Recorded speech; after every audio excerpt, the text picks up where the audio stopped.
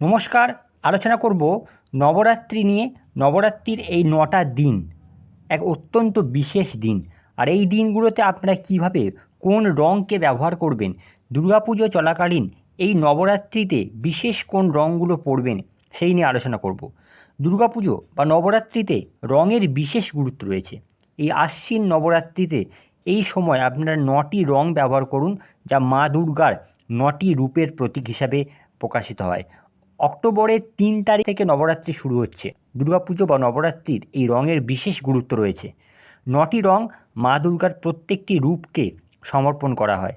প্রথমেই বলবো মা দুর্গার নবরাত্রির প্রথম দিনের যে পুজো করা হয় যেই রূপকে, সেটি হলো শৈলপুত্রী। দেবী শৈলপুত্রীর পূজায় আপনারা হলুদ রঙের পোশাক ব্যবহার করুন। দ্বিতীয় দিন ব্রহ্মচারিণী পূজা হয়। এই দিন সবুজ রং আপনারা পরতে পারেন। এই রং নতুন কিছু শুরু করার জন্য, বৃদ্ধি করার জন্য, উর্বরতার প্রতীক হিসাবে মানা হয়। নবরাত্রির তৃতীয় দিন হচ্ছে চন্দ্রঘণ্টার পূজা করা হয়। এই দিন বাদামি রঙের পোশাক আপনারা পরলে শুভ ফল পাবেন।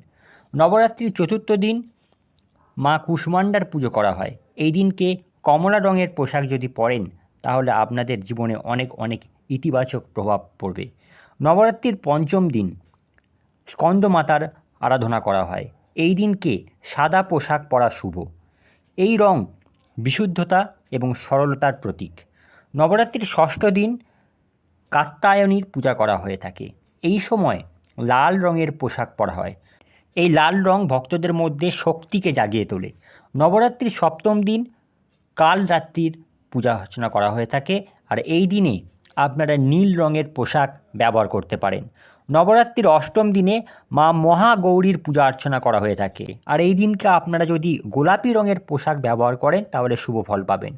আর নবম দিন এবং শেষ দিন মা দুর্গার সিদ্ধিদাত্রী রূপের পূজা অর্চনা করা হয়ে থাকে।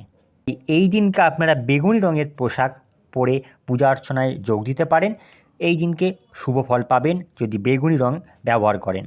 তো আজকে এই পর্যন্ত মা দুর্গার ৯টি রূপের ৯টি রং কিভাবে আপনারা ব্যবহার করবেন এই নবরাত্রিতে সেই নিয়ে আলোচনা করলাম। পরবর্তী ভিডিওতে নতুন কোনো বিষয় নিয়ে আলোচনা করব। ধন্যবাদ।